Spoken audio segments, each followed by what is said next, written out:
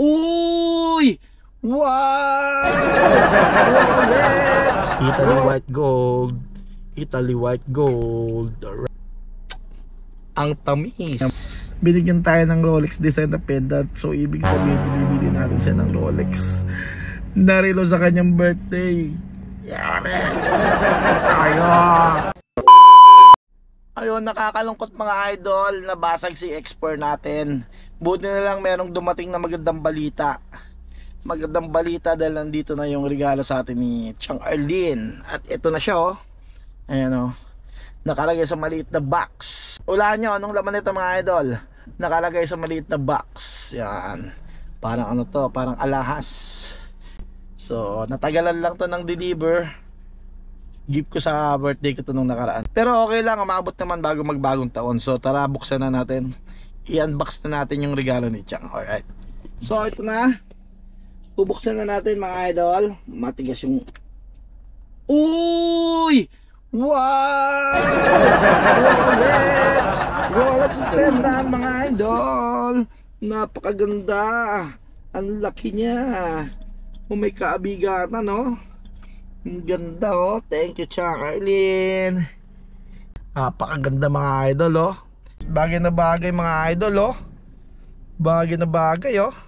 Isang Rolex pendant oh. Binigyan tayo ni Chang ng Rolex design na pendant. Ito ay isang Italy white gold na binili kay Ninang. Ayun, shout out kay Ninang.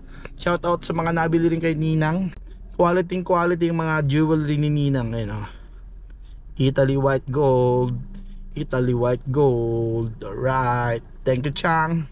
So kailangan na natin ipahinga sa baul tong si Papa Jesus. Magpapahinga muna siya. At ipapalit na natin yung ating bagong Rolex design Italy white gold mula kay Chang Arlene. So papalitan na natin in 5 4 3 2 1. Tcharam! Wow! Napakaganda mga idol. Grabe ang bigat. Wow. Ramdam mo yung ano, ramdam mo yung bigat niya oh.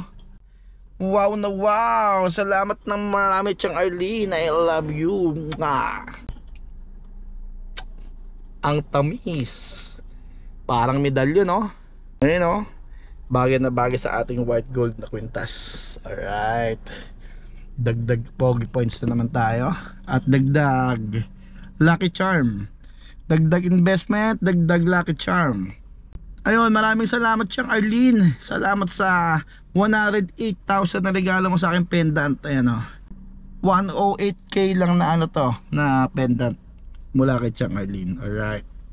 Ang nakakatakot lang dito mga idol is binigyan tayo ni Chang ng pendant na may Rolex design. So parang may ibig sabihin no, kaya delikado.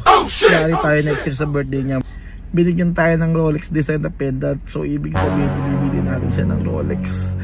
Narilo sa kanyang birthday. Yari! Ayo!